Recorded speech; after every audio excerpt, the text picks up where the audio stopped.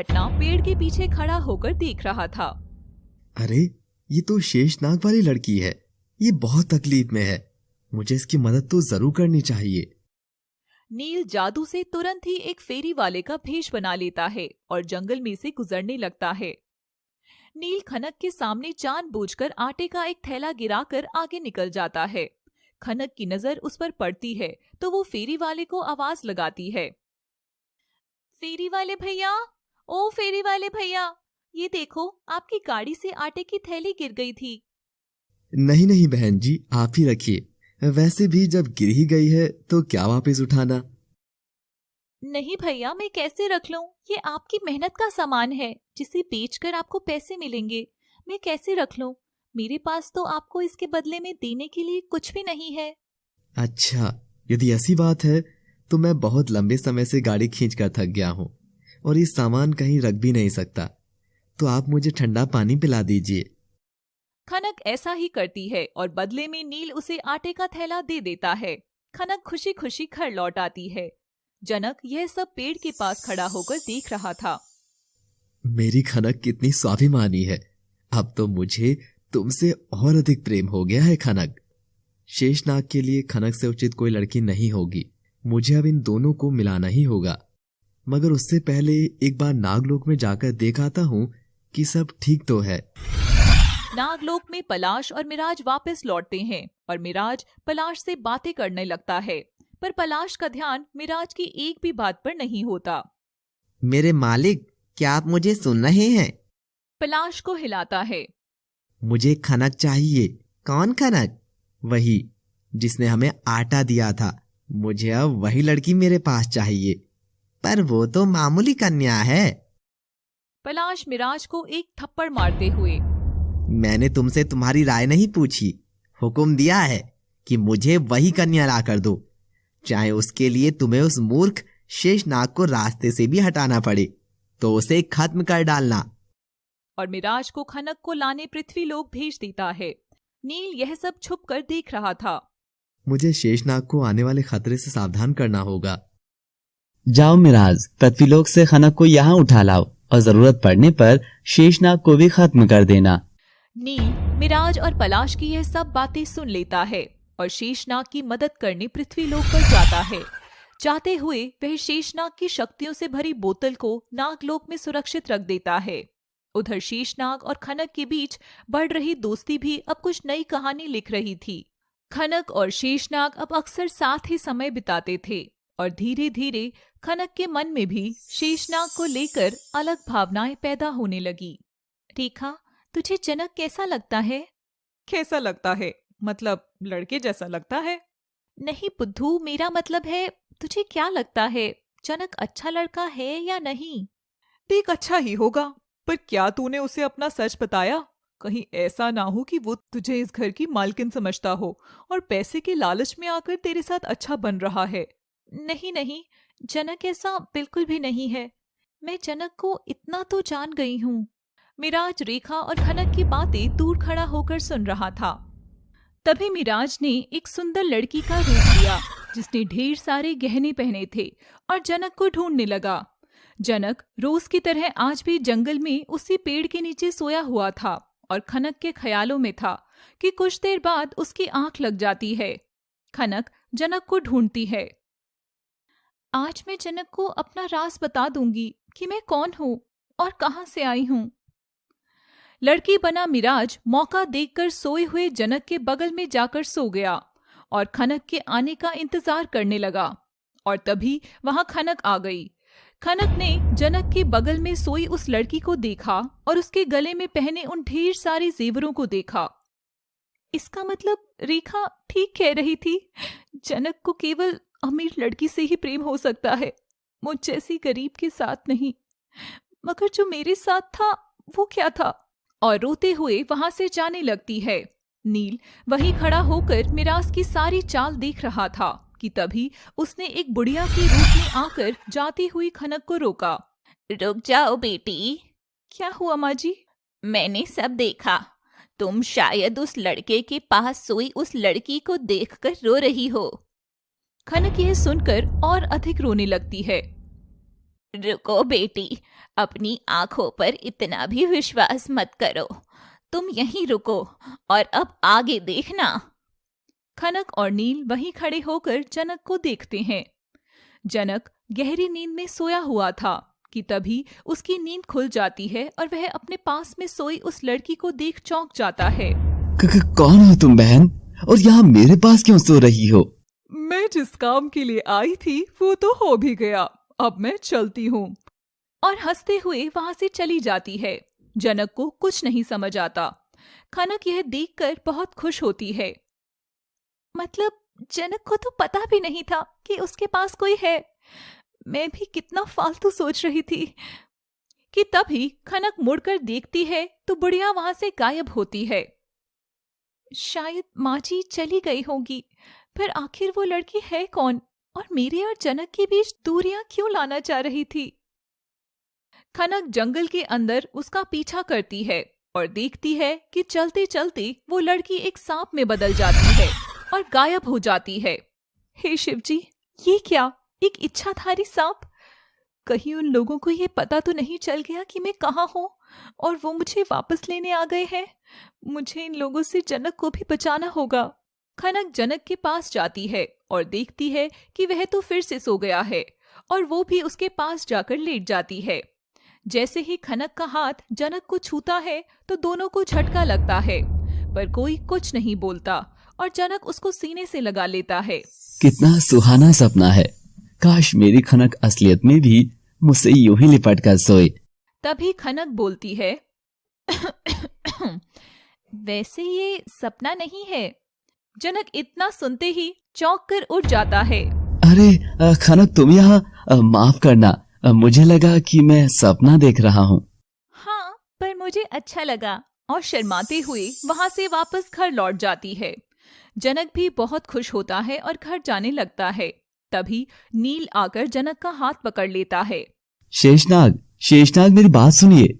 पर जनक शक्तियां जाने से नील को पहचान नहीं पाता और उसकी बात सुने बिना ही घर लौट जाता है।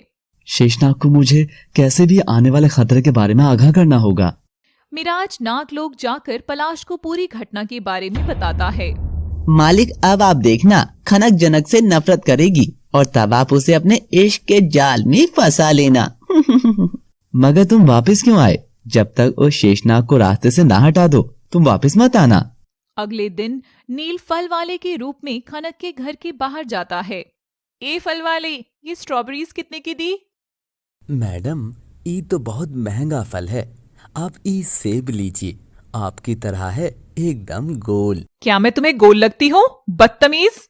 और कल्याणी को बुलाने अंदर जाती है। खनक यह सब देखकर हंस रही थी और जनक खनक को देखकर खुश हो रहा था। शेषनाग को उनका वास्तविक प्रेम मिल चुका है। अब मुझे उन्हें सब बताकर उनकी शक्तियों को उन्हें वापस दे देना चाहिए। अगर ज्यादा देर हुई तो पलाश पूरे नागलोक को तबाह कर देगा। सुन जनक, तू ही जाकर उस फल वाले से फल लेकर आ। पता नहीं उसने पूनम बिटिया को क्या बोला। जनक नील के पास जाता है और नील एक खुला नारियल जनक को पकड़ा देता है और कहता है, शेषनाग, इसमें एक चिट्ठी और निशानी है, आप इसे जरूर देख लें। और वहां से चला जाता है। खनक यह सब देख रही थी। ऐसा क्या होगा उस नारियल में? मुझे भी देखना है। जनक नारियल ले जाकर रसोई में रखता है और काम करने लग जाता है। खनक नजर बचाकर चुपके से नारियल उठाकर ले जाती है और उसमें रखी एक अंगूठी निकालती है। दरअसल वो अंगूठी जनक की थी जब वह शेषनाग था। जैसे ही खनक वह अंगूठी उठाती है, एक दिव्य शक्ति प्रकट हो जाती है। तो तुम्हें तुम्हारे काल ने ढूंढ ही लिया खनक। और तभी वहां जनक भी आ जाता है और खनक के हाथ से वो चिट्ठी और अंगूठी ले लेता है। तुम्हें मेरी चीजों का हाथ नहीं लगाना चाहिए खनक। मगर इसमें ऐसा क्या है? और वो अंगूठी, उसमें से अजीब सी रोशनी कैसी निकली थी? कौन हो तुम जनक? जनक खनक के एक भी सवालों का जवाब दिए बिना ही वहां से चला जाता है और नील की दी हुई चिट्ठी और निशानी देखकर वह कौन है यह याद करता है। एक और मिराज पलाश के आदेश से पृथ्वीलोक पर वापस आकर देखता है कि जनक और खनक अब भी साथ हैं। ऐसा कैसे हो सकता है? मुझे कोई और तरकीब निकालनी होगी। और मुस्कुराते हुए खनक के घर के बाहर खड़ा हो जाता है। यदि मैं ये साबित कर दूं कि जनक एक जहरीला सांप है तो लोग इसे पीट पीट कर मार डालेंगे। कितना होशियार हूं मैं। अरे अरे ओ कामचोर लड़के, इधर आ, जरा मेरी मालिश तो कर दे। जनक भागा भागा कल्याणी के पास जाता है और मिराज भी बस मौके की तलाश में रहता है कि तभी खनक उससे तेल की कटोरी छीन लेती है। बड़े आए मेरी माँ की तेल मालिश करने वाले। हाँ, पहले मुझे बताओ चिट्ठी में क्या था। और मुड़कर कल्याणी के कमरे में चली जाती है। जैसे ही खनक कल्याणी की मालिश शुरू करती है, मिराज कमरे की बत्ती गायब कर देता है और खिड़की से कमरे में आ जाता है। वह नाग रूप में था। मिराज देखता है कि कमरे में तो जनक नहीं खनक है। ये क्या? ये तो नागलोक का नाग है। कहीं ये वही तो नहीं? मुझे और मेरे जनक को इससे खतरा है। कुछ देर बाद जब रोशनी आती है तो कल्याणी जोर से चीखती है। सामने एक काला सांप घायल पड़ा था। जनक भागा भागा कमरे में आता है। खनक, तुम ठीक तो हो ना? और सामने घायल सांप को देखकर समझ जाता है। अरे ये तो नागलोक का शैतान नाग है, मगर इसका ये हाल किसने किया? इस कमरे में तो बस खनक और ये कल्याणी ही है, तो कहीं। कमरे में अंधेरे में मिराज की चाल मिराज पर ही भारी पड़ जाती है। वो वहीं पड़ा तड़पता रहता है और पलाश के पास संदेश पहुंचा देता है। खनक कोई मामूली लड़की नहीं है, बल्कि वो एक नहीं खनक, ऐसा मत करना। और पूरी बात बोलने से पहले ही जान दे देता है। तभी कमरे में पूनम आ जाती है और सामने पड़े मरे हुए काले नाग को देखकर चिल्लाती है। माँ, मैंने कहा था ना, ये नागिन, ये दुष्ट चुड़ैल एक दिन हमारे लिए खतरा बनेगी, पर पता नहीं आपने इसे क्यों रखा हुआ था। नहीं नहीं माँ जी, मैं आपकी बेटी हूँ। बेटी? कैसी बेटी? जमीन से उठाई हुई लड़की को बेटी नहीं कहते। और मैं तो तुझे नौकरानी बनाने के लिए ही तो लाई थी घर में, पर अब तेरी कोई जरूरत नहीं है। निकल जा यहाँ से। और खनक को धक्का मारकर घर से निकाल देती है। जनक यह सब खड़ा खड़ा देख रहा था, पर वह कुछ नहीं समझ सका कि आखिर यह हुआ क्या। जनक खनक को ढूंढने जंगल की ओर जाता है, मगर उसे ढूंढते ढूंढते देर रात हो जाती है कि तभी उसे ख्याल आता है कि खनक जरूर उस कुएं के पास मिलेगी। पूर्णिमा की चांदनी रात थी और जनक देखता है कि खनक कुएं की मुंडेर पर दोनों हाथ फैलाए खड़ी थी। नहीं खनक, ऐसा मत करना, रुको। और तभी खनक एक बार मुड़कर जनक की ओर देखती है और कुएं में कूद जाती है। अब देखिए अगले एपिसोड में, क्या खनक ने हालात के आगे मजबूर होकर कुएं में कूदकर जान दे दी, या अभी भी खनक का राज खुलना बाकी है? और मिराज के जाने का सदमा पलाश से अब क्या कराने वाला है? क्या नील शेषनाग पर आने वाले खतरे को टाल पाएगा? यह जानने के लिए देखते रहिए शेषनाग और नागिन की प्रेम कहानी का अगला भाग हमारे चैनल लव सिटी पर। जनक भागता हुआ कुएं के पास जाता है और जोर से चिल्लाता है। तभी उसकी नजर कुएं के पास पड़ी खनक के कपड़ों पर जाती है। खनक के कपड़े यहाँ कैसे? उसने तो अभी मेरे सामने कुएं में छलांग लगाई है। जनक तभी कुएं में झांक कर देखता है।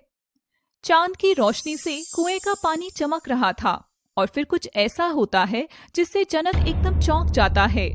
जैसे ही जनक कुएं में झांकता है, कुएं से एक बड़ी धार ऊपर उठती है, जिस पर एक बहुत विशाल काली नागिन कुंडली मारकर बैठी हुई थी। अरे ये तो कोई नागिन है। मेरी खनक कहाँ चली गई? तभी उस काली नागिन के सर पर रखी एक चमकीली वस्तु जोर से चमकने लगती है और देखते ही देखते वो वहां से गायब हो जाती है। नील यह सारा दृश्य पेड़ के पीछे छुपकर देख रहा था। जनक यह देखकर चौंक जाता है। वो नागिन कहाँ गायब हो गई? और खनक, वो भी नजर नहीं आ रही है। खनक, खनक कहाँ हो तुम? जनक कुएं में झांक कर देखता है कि खनक वहां बेहोश पड़ी है और खनक को कुएं से बाहर निकालता है। अरे खनक का शरीर तो ठंडा पड़ चुका है, मैं इसे आग के पास रख देता हूँ। और जनक वहां आग जलाकर खनक को आग के पास रख देता है।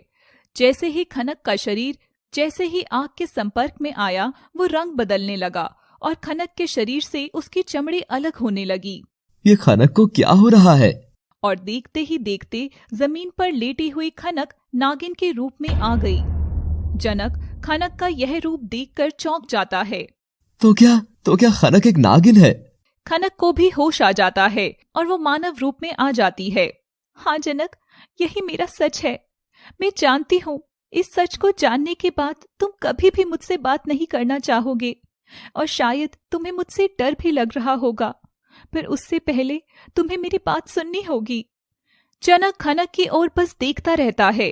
ये बात उस समय की है जब मेरे बाबा ऋषभ नागलोक के नागराज के सबसे अच्छे दोस्त थे और मेरी माँ सुमित्रा नागरानी की सबसे अच्छी सहेली थी। मेरे बाबा नागराज को जब भी कोई सलाह देते तो नागराज उसे हमेशा मानते थे। और फिर एक दिन नागराज के पास नागलोक का सबसे दुष्ट नाग आया। उसने नागराज से एक सौदा करना चाहा, पर उसके इरादे बहुत बुरे थे। हे नागराज, मुझे देवलोक के सबसे कीमती खजाने का पता लगा है। यदि हम लोग नागलोक की संपूर्ण शक्ति लेकर देवलोक पर हमला कर देते हैं तो वो खजाना और उसमें छिपी अतुल्य शक्तियां हमारे लोक की होंगी और फिर हम सर्वशक्तिमान हो जाएंगे। हा हा हा हा। ये तुम क्या कह रहे हो बच्चे? ये सब गलत काम है। हम नागलोकवासी ऐसा पाप करने का सोच भी नहीं सकते हैं। चलो जाओ यहाँ से, और तुम्हारे माता पिता कहाँ हैं उन्हें हमारे पास भेजना। तभी मेरे बाबा ने नागराज के कान में कुछ कहा। हे देव, हमारे नागलोक में किसी नाग के मन में ऐसे विचारों का पैदा होना अच्छी बात नहीं है। हमें जरूर इसके माँ बाप से बात करनी चाहिए। जब बाबा नागदेव से अपनी बात कह रहे थे तब उस दुष्ट नाग ने मेरे बाबा को यह सब कहते हुए देख लिया था और उन्हें घूरता हुआ वहां से चला गया। अगले दिन नागराज ने उस नाग के माँ बाप को अपने दरबार में बुलवाया और उनके बेटे की कही बात बताई। मैंने तुम्हें कहा था ना, हमारे बेटे के लक्षण कुछ ठीक नहीं है। अब देखो, ये बात सबके सामने आ ही गई। आप ठीक कह रहे हैं, पर मेरी भी माँ की ममता है, कैसे ना इसकी चीजें छुपाती। मुझे डर था कि अगर इसका सच सबको पता चल जाएगा तो इसे सजा दी जाएगी। ये तुम दोनों क्या बात कर रहे हो? हे नागराज, हमें क्षमा करे। हमें बहुत पहले ही समझ आ गया था कि हमारे बेटे में छल और कपट ने जगह ले ली है। इसने आज से पहले नागलोक में भी चोरियां की है, और आपको याद है आपका कीमती मुकुट जब गायब हुआ था तो वो हमारे ही बेटे ने चुराया था। तभी वहां से नागराज का बेटा गुजरता हुआ महल से बाहर चला जाता है और वो दुष्ट नाग उसे वहां से उठाकर बाहर ले जाता है। यह दृश्य नागरानी और खनक की माँ सुमित्रा देख लेती है और नागराज को बताती है। नागराज, आप चिंता ना करें, मैं राजकुमार को अभी लेकर आता हूँ। और उस समय मेरी माँ गर्भवती थी। एक और बाबा उस नाग से राजकुमार को लेने गए थे और मैंने राजमहल में जन्म लिया। तभी एक घोर भविष्यवाणी हुई। ये जो बच्ची है ये इस नागलोक की किस्मत बनकर आई है और यही बुराई का अंत करेगी। बाबा राजकुमार को उस दुष्ट नाग से बचा लाए। ऋषभ, अब तुम ही बताओ, मुझे इस नाग को क्या सजा देनी चाहिए और उसके परिवार के साथ क्या करना चाहिए? नागराज, हमें इसको नागलोक से बाहर निकाल देना चाहिए, मगर इसके माता पिता को सम्मान से इसी लोक में रहने देना चाहिए।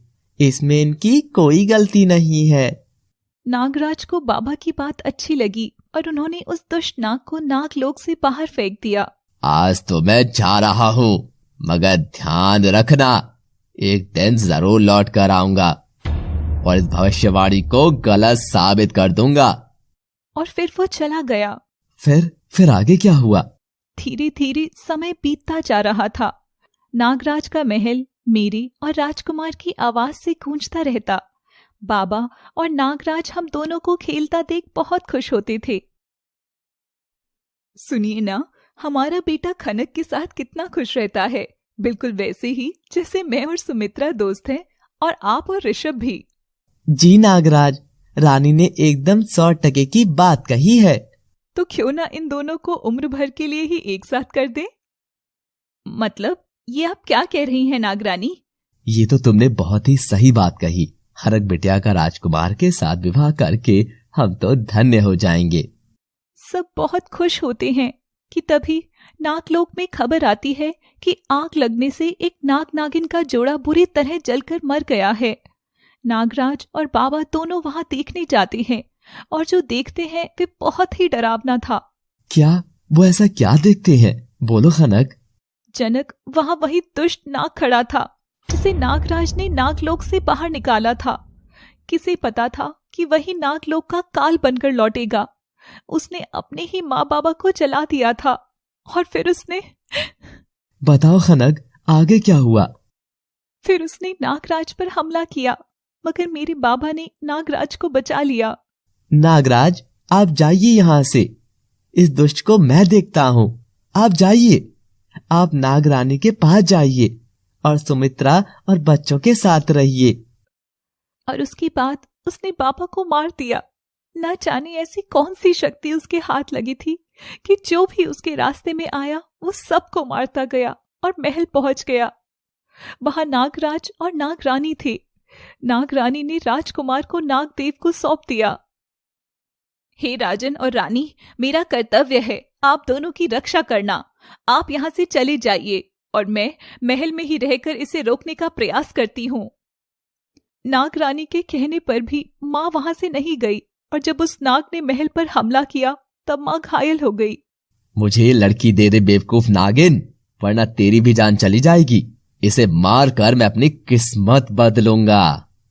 और मुझे लेकर भागती है और माँ बच नहीं पाई, मगर मरने से पहले उसने मुझे पृथ्वी लोक पर फेंक दिया था और मैं यहाँ आ गई।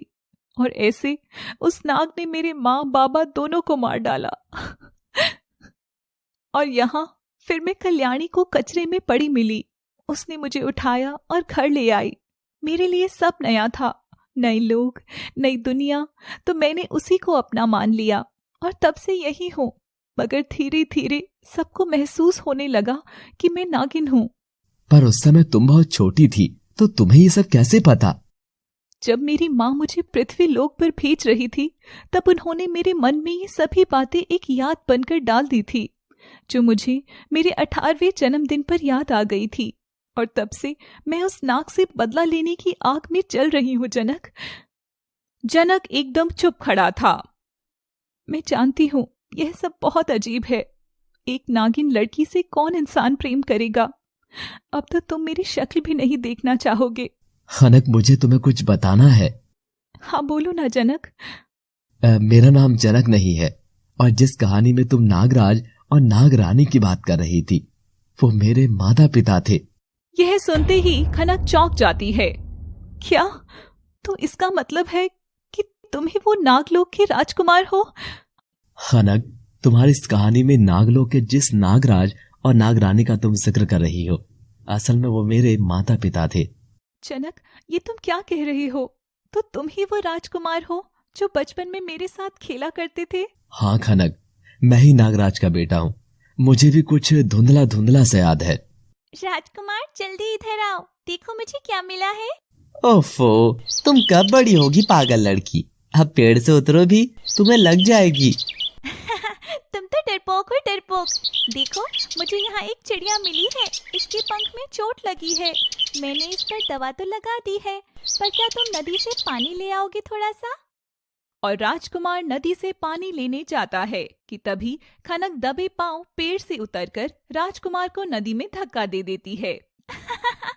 मजा आया। देखो देखो, महान राजकुमार जी इस छोटी खनक के आगे डूब रहे हैं। तभी राजकुमार हाथ पकड़कर खनक को भी पानी में खींच लेता है और दोनों पानी में खूब खेलते हैं। हाँ, कितने मजे करते थे हम दोनों। पर मुझे ये सब अभी तक याद क्यों नहीं था? शायद इसीलिए ताकि तुम खुद मुझे ढूंढने आ सको। और मुझे तो इसलिए सब याद है क्योंकि माँ ने मरने से पहले अपनी सारी यादें मुझे दे दी थी। जनक खनक का हाथ पकड़कर उसकी आंखों में देखता है और दोनों गले लगते हैं। तो जनक, तुम भी एक नाग हो? मैं तो सोची तुम मुझे नागिन के रूप में देखकर डरकर भाग जाओगे। वो मैं नाग नहीं, नागलोक का शेष नाग हूँ, सबसे बड़ा नाग। अच्छा जी, तो अब मेरा छोटा राजकुमार शेषनाग बन गया है। वैसे शेषनाग तुम्हारा नाम क्या है? जहाँ तक मुझे पता है जनक तो नहीं है। मैंने कभी इस बारे में सोचा ही नहीं। नागलोक में सब मुझे शेषनाग के नाम से ही बुलाते हैं, पर तुम मुझे जनक नाम से ही बुला सकती हो। खनक मुस्कुराती है। जनक, तुम अगर शेषनाग हो तो यहाँ पृथ्वीलोक पर क्या कर रहे हो? वो मैं वो तभी पेड़ के पीछे से नील बाहर आता है। मैं बताता हूँ शेषनाग यहाँ क्या कर रहे हैं। तुम कौन हो? मैं भी नागलोक का एक छोटा सा नाग हूँ जिसका धर्म बस शेषनाग की सेवा करना है। हे नागिन, शेषनाग अपना नागलोक और नाग जीवन छोड़कर इस पृथ्वीलोक पर केवल सच्चे प्रेम की तलाश में आए हैं जो उन्हें आपके रूप में प्राप्त हुआ है। हाँ खनक, मैं यहाँ प्रेम की तलाश में आया था और फिर तुम मुझे मिली। मैं तुमसे बहुत प्रेम करता हूँ। क्या तुम भी मुझसे प्रेम करती हो? हाँ जनक, मुझे भी आज से पहले इतना अच्छा किसी के साथ महसूस नहीं हुआ। मैं भी तुमसे प्रेम करती हूँ। तो क्या तुम मेरे साथ नागलोक चलोगी? हाँ जनक, मैं चलूंगी तुम्हारे साथ। जहाँ तुम कहोगे वहीं चलूंगी। जनक, नागराज और नागरानी कहाँ हैं? खनक, बहुत साल पहले वो दोनों नाग लोग मुझे सौंपकर कहीं दूर चले गए और फिर कभी नहीं लौट कर आए। तब से मैं बहुत अकेला हो गया था, पर अब मुझे तुम मिल गई हो। नियति ने हमारे बचपन के इस प्यार को वापस मिलाया है। आओ नागलोक लौट चलें। शेषनाग, मैं आपको नागलोक के बारे में ही बताना चाह रहा था। अब वहां क्या नील, वहां सब ठीक तो है ना? पलाश ठीक तो है ना? शेषनाग, पलाश ने आपको धोखा दिया है और वो नागलोक में तबाही मचा रहा है। क्या? पर ऐसा कैसे हो सकता है? वो तो मेरा बहुत अच्छा दोस्त है और बड़े भाई के जैसा है। खनक बार बार पलाश का नाम सुनकर चौंक रही थी कि अचानक से उसे कुछ याद आता है। जब खनक की माँ खनक को लेकर भाग रही थी और वो दुष्ट नाग सुमित्रा के पीछे पड़ा था, तब सुमित्रा ने पलटकर उसे ललकारा था।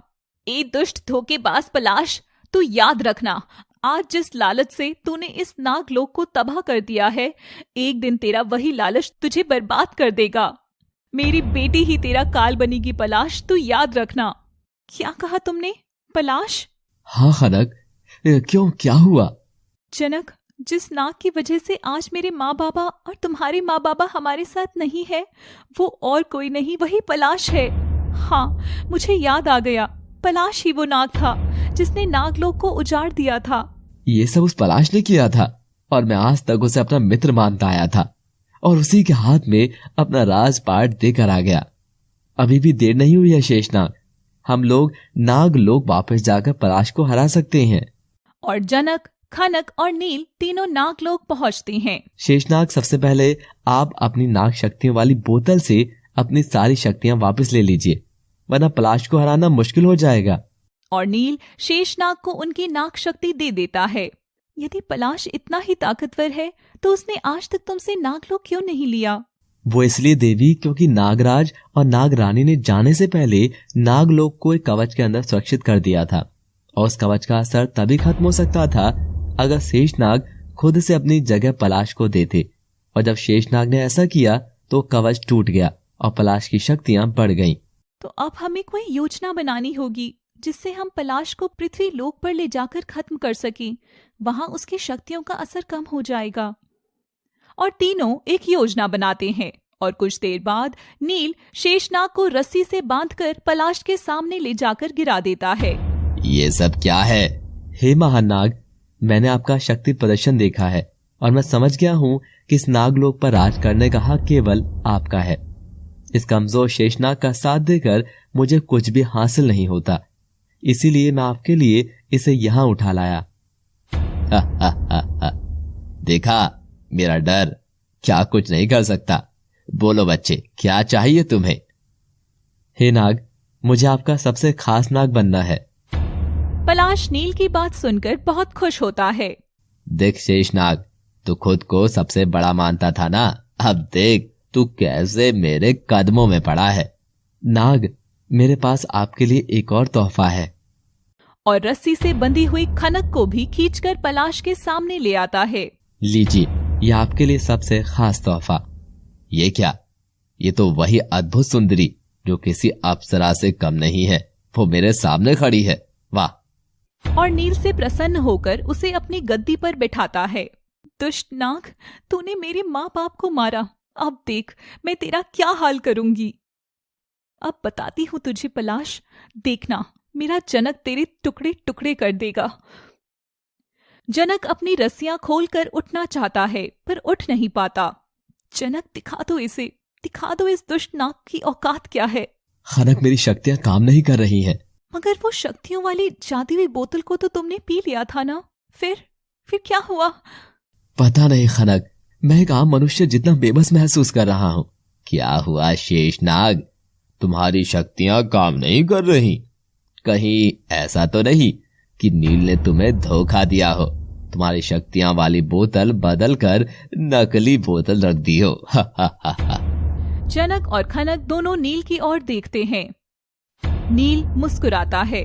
मुझे माफ करना मेरे प्यारे शेषनाग। पलाश और नील दोनों हंसते हैं।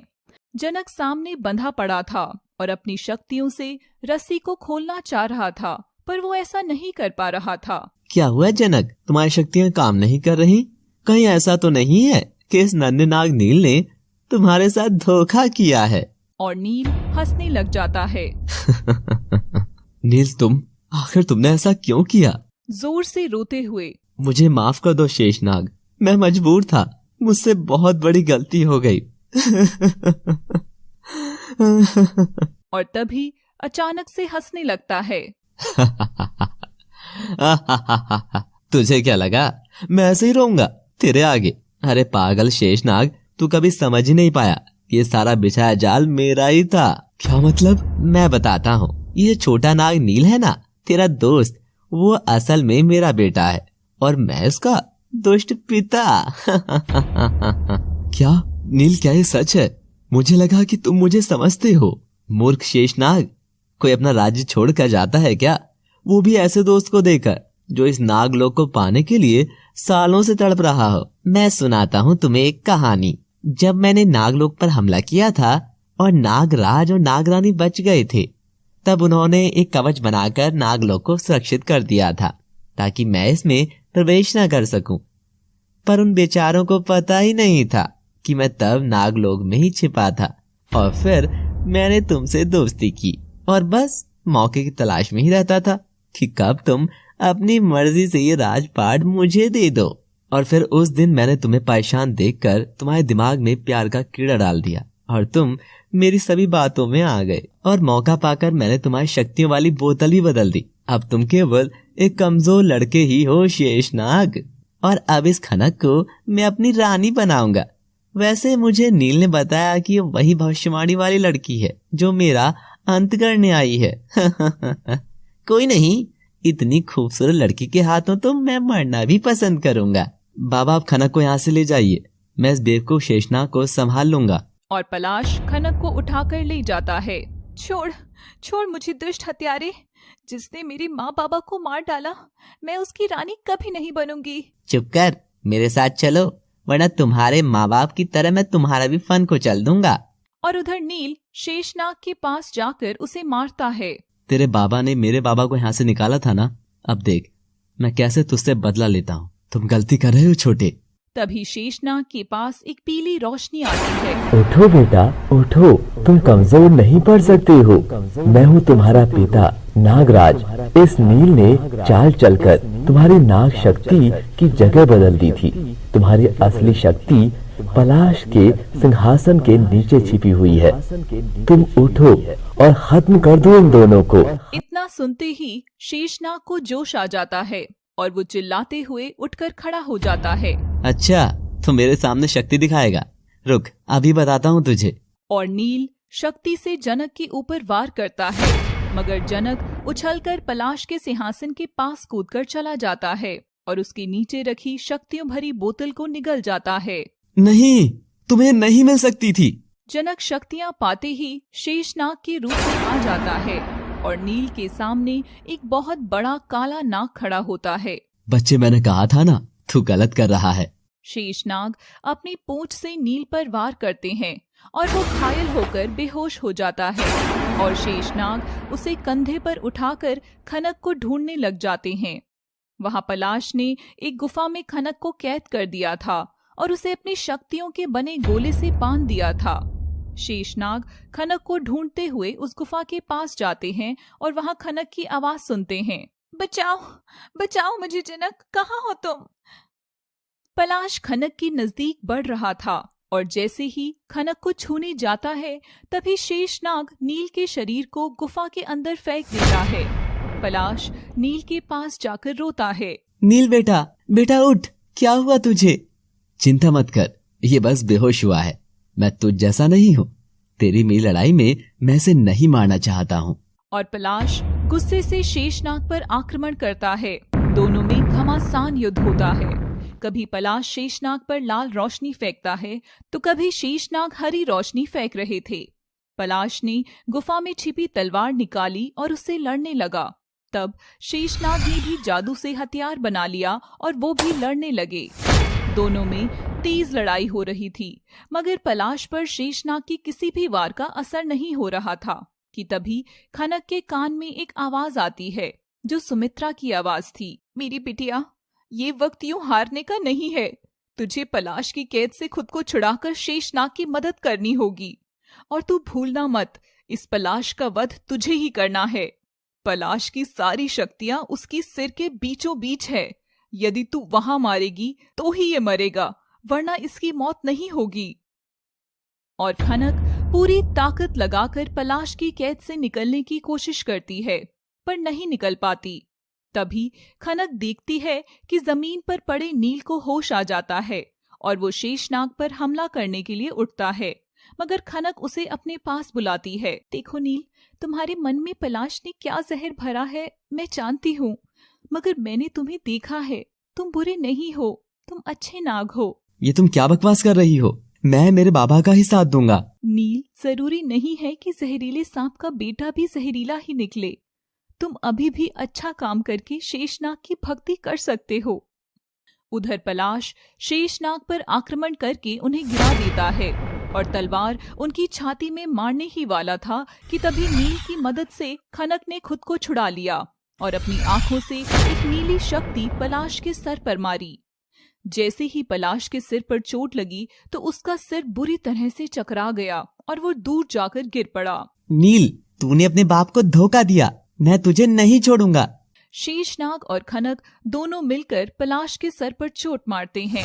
भूल मत पलाश, इतिहास दोहराया जा रहा है। तूने भी ऐसे ही मेरे मासूम माँ बाबा को मार डाला था, मगर तेरा बेटा ऐसा नहीं है। वो तो बुराई का अंत कर रहा है। मुझे माफ करना आप सभी। मैं शक्ति के लालच में अंधा हो गया था, पर अब मैं जा रहा हूँ। मुझे माफ करना बेटा। और पलाश रोता हुआ तड़प तड़प कर मर जाता है। नील भी पलाश के पास जाकर रोने लगता है और वचन देता है कि अपनी आगे की जिंदगी में शेषनाग की रक्षा करेगा। जनक और खनक एक दूसरे से गले लगते हैं और खुशी खुशी शेषनाग नागलोक को फिर से संभाल लेते हैं। पूरा नागलोक शेषनाग और खनक का स्वागत करता है।